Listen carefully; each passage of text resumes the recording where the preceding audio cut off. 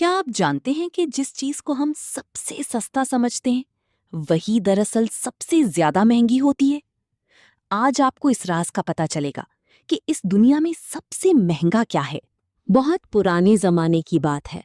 سرزمین قہستان میں ایک عظیم سلطنت تھی جس کا نام سلدن و زرین تھا۔ اس سلطنت کا بادشاہ سلطان ارسلان تھا۔ اس کا نام سنتے ہی دشمنوں کے دل کانپ اٹھتے تھے۔ اس کا محل سنگ مرمر کا بنا ہوا تھا، خزانے سونے سے بھرے تھے اور دربار میں سینکڑوں غلام حاضر رہتے تھے۔ مگر ان سب چیزوں سے بڑھ کر اس کا غرور تھا۔ وہ سمجھتا تھا کہ انسان کی عزت دولت سے ہوتی ہے، کردار سے نہیں۔ اسی سلطنت سے دور ایک چھوٹے سے گاؤں میں ایک فقیر رہتا تھا جس کا نام کمال تھا۔ اس کے پاس نہ محل تھا نہ خزانہ، بس چند بیگھا زمین تھی جس پر وہ اپنے ہاتھوں سے کھیتی کرتا تھا۔ وہ صبح سویرے اٹھتا، نماز ادا کرتا، پھر کھیتوں میں چلا جاتا اور شام تک محنت کرتا۔ جو اناج اگتا اس میں سے آدھا غریبوں میں بانٹ دیتا۔ اس کے کپڑے پھٹی ہوئی تھی، پاؤں ننگے تھی، مگر چہرے پر ایسا سکون تھا جو بادشاہوں کو بھی نصیب نہ تھا۔ ایک دن سلطان ارسلان کا شاہی قافلہ اس گاؤں سے گزرا۔ گاؤں کے سب لوگ راستے کے دونوں طرف کھڑے ہو گئے اور سر جھکا لیے، سوائے ایک شخص کے۔ کمال اپنی جگہ بیٹھا رہا، پرسکون، جیسے کچھ ہوا ہی نہ ہو۔ سپاہی غصے میں آگے بڑھے اور کہا، کیا تمہیں نظر نہیں آتا کہ سلطان گزر رہے ہیں؟ سر جھکاؤ۔ کمال نے اطمینان سے جواب دیا، میں سر کیوں جھکاؤں؟ وہ بھی انسان ہے اور میں بھی انسان ہوں۔ میں صرف اپنے رب کے سامنے جھکتا ہوں، کسی بندے کے سامنے نہیں، چاہے وہ بادشاہ ہی کیوں نہ ہو۔ یہ بات سلطان تک پہنچی تو وہ غصے سے بھر گیا اور حکم دیا کہ کمال کو قید کر لیا جائے۔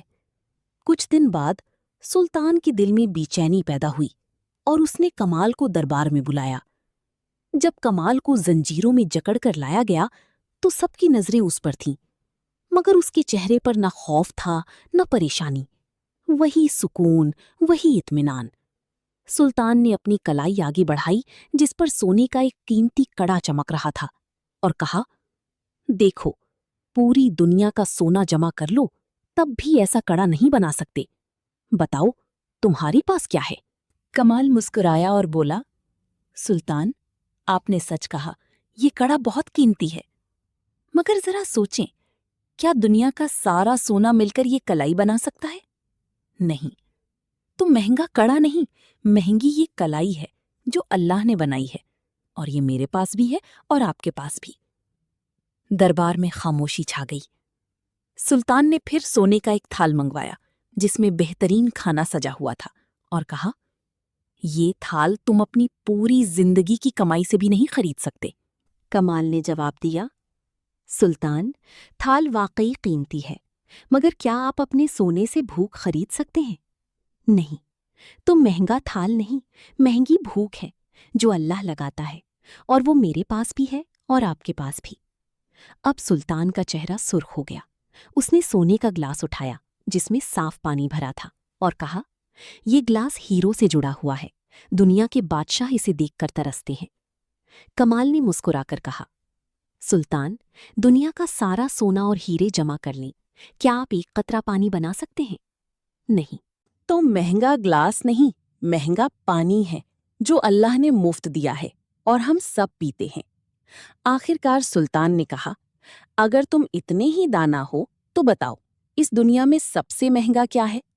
کمال نے آنکھیں بند کیں، ایک لمحہ سوچا، پھر بولا، سلطان، جو چیز انسان بنائے وہ سستی ہے اور جو اللہ بنائے وہ مہنگی ہے۔ یہ کڑا، یہ تھال، یہ گلاس، یہ محل، یہ تخت سب سستے ہیں، مگر کلائی، بھوک، پانی، ہوا، یہ سب مہنگے ہیں، کیونکہ انہیں کوئی انسان نہیں بنا سکتا۔ اور اس دنیا کی سب سے مہنگی چیز انسان ہے، کیونکہ اللہ نے اسے اپنے ہاتھ سے بنایا، اپنی روح پھونکی اور اشرف المخلوقات بنا۔ نہ آپ کی سلطنت اسے بنا سکتی ہے، نہ آپ کا سونا اسے خرید سکتا ہے، تو پھر میں آپ کے سامنے کیوں جھکوں؟ دربار میں سناٹا چھا گیا۔ سلطان ارسلان خاموش کھڑا رہا، پھر اس کی آنکھوں میں آنسو آ گئے۔